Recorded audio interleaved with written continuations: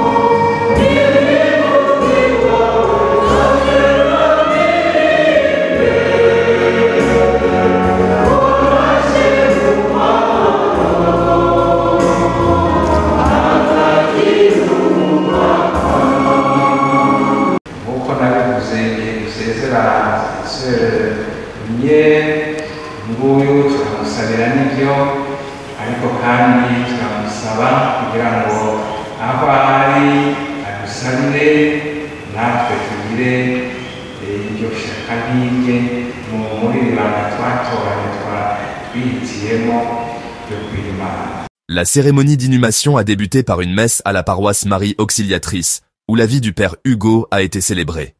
Un homme de foi, de simplicité, profondément engagé dans sa mission. Dans ces derniers jours, tous ont perçu qu'il était en paix, heureux d'en finir avec ce corps terrestre, prêt à rejoindre le ciel, laissant derrière lui un héritage d'amour et de service.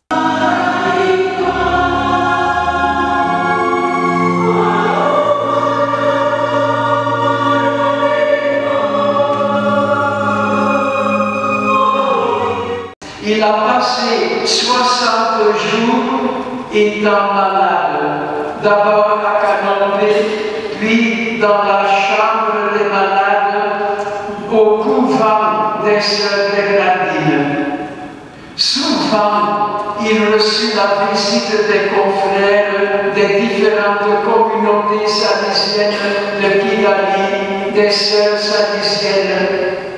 Un sourire de Hugo exprimait combien il appréciait cette proximité fraternelle. Il ne pouvait plus parler, mais un petit geste, il nous serrait la main. Avec le départ de Hugo vers l'éternité bienheureuse, nous restons dans l'Afrique des Grands Lacs, dans notre chère province salesienne, à deux confrères originaires de notre province, la Belgique Nord, ensemble avec le Père Jacques.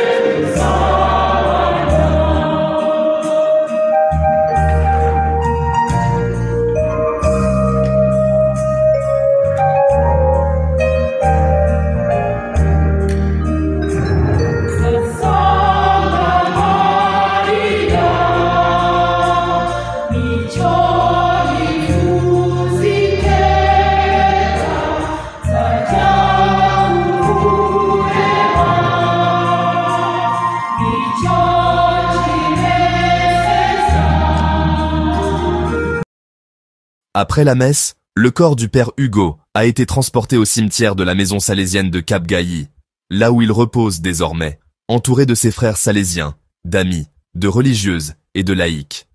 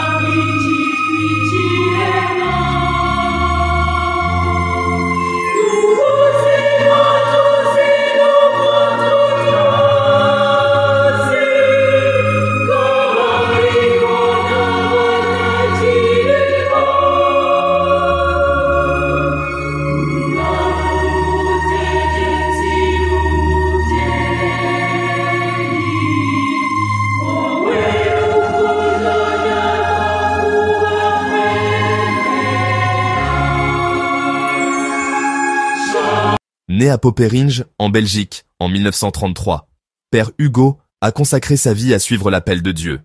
Après des études en menuiserie puis son service militaire, il a choisi la vocation salésienne, débutant son parcours en 1959. Salésien de Don Bosco, il a parcouru plusieurs pays africains, Congo, Burundi et enfin le Rwanda, où il a dédié sa vie à l'éducation, à la formation des jeunes et à la prière.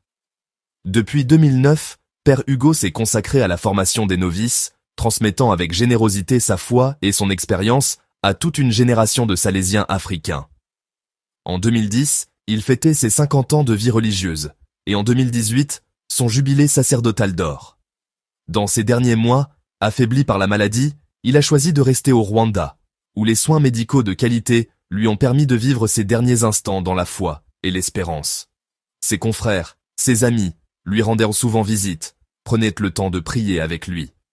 Lors des célébrations, il participait avec ferveur, fidèle jusqu'à la fin, malgré sa faiblesse. Le mardi 17 juin, lors d'une visite, Père Hugo, déjà en agonie, a béni ses amis et prié avec ferveur, confiant sa vie à Saint Joseph, patron des bonnes morts. Dans la nuit du 18 juin, vers 22h30, Père Hugo a rejoint son Créateur. Sa vie de missionnaire et de prêtre s'est achevée, mais son intercession continue auprès de nous. Il laisse derrière lui un héritage précieux. Plus de 90 années de vie, plus de 50 ans consacrés à la vie religieuse et sacerdotale, une mission d'amour et de foi.